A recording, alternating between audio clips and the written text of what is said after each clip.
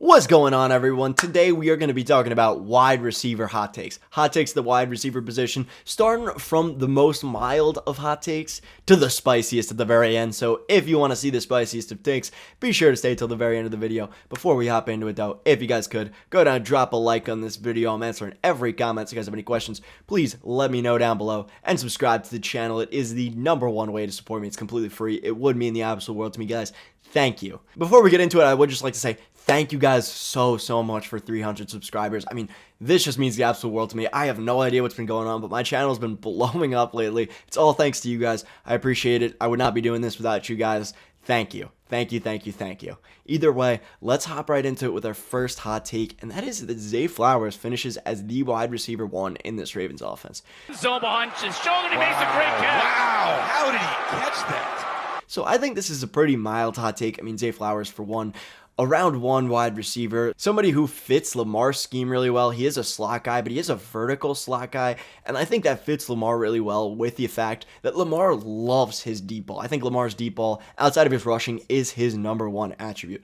Rashad Bateman, while a good player, was dealing with injuries all of last season, and over the past 2 seasons has not averaged more than 5.5 targets a game. While we could see a bump up in production from Rashad Bateman, I don't think it's going to be all that much, considering what he's done his first 2 seasons. He really has not been great.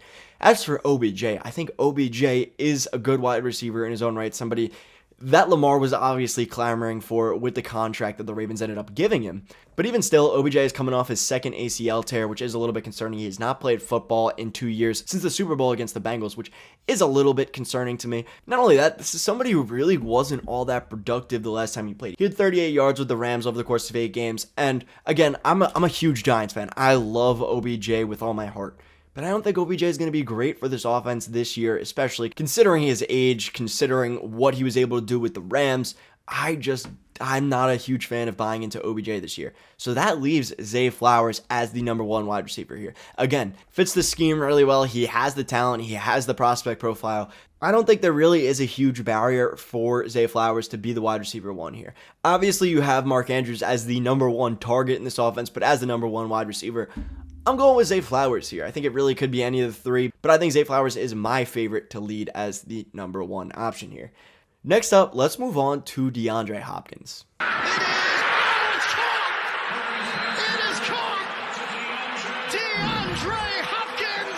So again, the next player I want to talk about is DeAndre Hopkins, and my hot take for DeAndre Hopkins is that he finishes as a top 10 wide receiver. And I know what some of you guys are thinking. How is this a hot take? It's DeAndre Hopkins. Well, let me tell you, right now over on Underdog Fantasy, he's coming off the board as the wide receiver 21. What? Why? DeAndre Hopkins is so good. And let me start with the question marks first, because there are some question marks. For one, DeAndre Hopkins, going to be 31 in 14 days. Happy early birthday to DeAndre Hopkins. But other than that, we don't know if Kyler Murray is going to be starting for the first part of the season, but I'm here to tell you, you really should not be worried about that.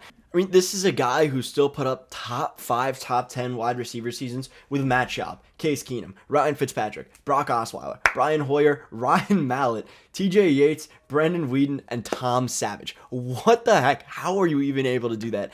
I don't understand it. And so now this year, you have a similar situation with Colt McCoy stepping in to be the quarterback 1 here.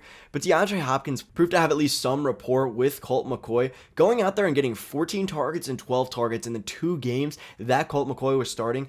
If you're bringing in a terrible quarterback, they're going to rely on their best wide receiver, and DeAndre Hopkins is their best wide receiver without a doubt. That's why I think DeAndre Hopkins, well, it might not be great in the touchdown department because this Cardinals team is so bad. To be honest with you, I don't envision a world where DeAndre Hopkins is not a top 24 wide receiver unless he hits an age cliff, which means you're pretty much drafting him right around where his floor is. I think DeAndre Hopkins is a great buy low over on Underdog Fantasy, and that's why I do think he could easily finish as a top 10 wide receiver here. DeAndre Hopkins, a great player, has obvious chemistry with Kyler Murray once Kyler comes back, and this is somebody who could be traded as well. And if DeAndre Hopkins does get traded, it's almost guaranteed to be to a better team. I mean, what team is trading a 3rd, 2nd round pick for a 31-year-old wide receiver unless they are in win now mode? So DeAndre Hopkins will most likely be going to a better team if he's traded. If not, I'm fine with it, even with the quarterback situation being terrible, because DeAndre Hopkins is such a good talent. Either way, let's move on to my next hot take, and this is where things get spicy. I love DK Metcalf. I had him his first 2 years in the NFL. He was great. What if I told you my next hot take is that Jaxon Smith and Njigba outperforms DK Metcalf this season.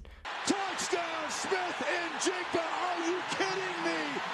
Well, again, this isn't the most likely outcome. I obviously have DK Metcalf ranked higher over on redraft boards. It is possible. Jaxon Smith-Njigba drafted 20th overall, one of the most productive wide receivers at the collegiate level, having over 1,600 yards, despite dealing with competition from Garrett Wilson and Chris Olave. This is somebody who is hyper talented and probably would have gone top 10 in the draft had he not been injured all of his junior season. This is somebody the Seahawks took despite having DK Metcalf and Tyler Lockett already in their system. While Tyler Lockett's an old wide receiver, he still is pretty talented, so they clearly really liked Jaxon Smith-Njigba.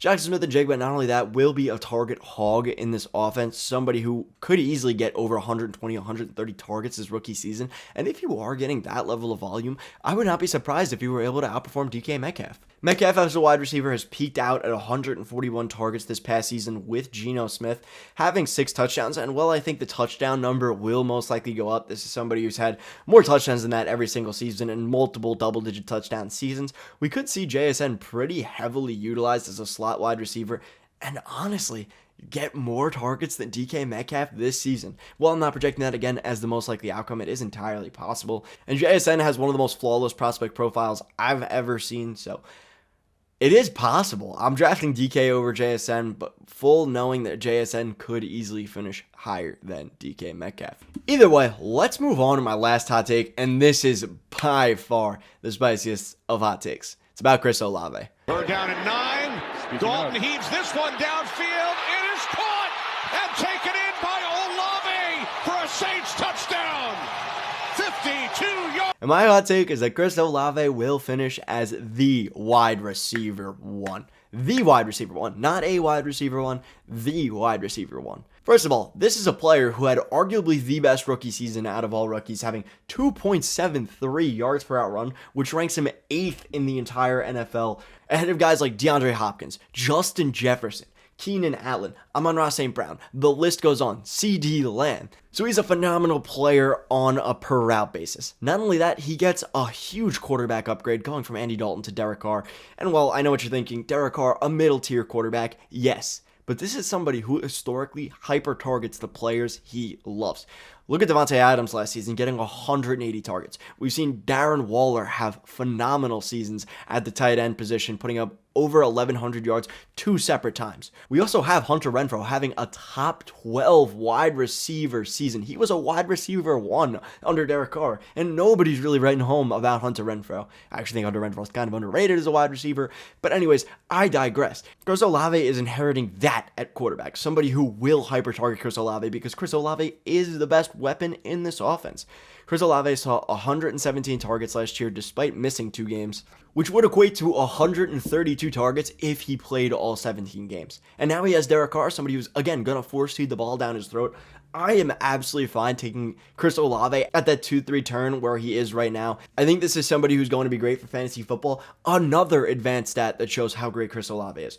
Chris Olave received 26% of the team targets and 42% of the team's air yards, which put him second in the entire NFL in terms of percentage of air yards of his team. There is still nobody else in this offense. You have question marks with Michael Thomas. You have question marks with Rashid Shaheed. Yes, he was great on a per route basis, but not somebody who long-term is probably going to be that great of a wide receiver option. So it's really just Chris Olave and maybe a 30-year-old Michael Thomas here. So I think Chris Olave is a phenomenal player to go out and get at the 2-3 turn because I value him very similarly to a guy like Garrett Wilson. I think they are very similar in terms of the player that they are, and yet Chris Olave is going almost a full round behind Garrett Wilson. I think Chris Olave a phenomenal buy right now over on Underdog Fantasy, and somebody I am aggressively targeting where he is right now on Underdog Fantasy. Either way, guys, that's going to be it from me. Hope you did enjoy the video. If you did, go smash that like button. I'm answering every comment. If you guys have any questions, please feel free to let me know down below, and subscribe to the channel. It is the #1 way to support me. It's completely free, and you can always change your mind later. With that, though, guys, as always, have a good day, a good night, and a good life.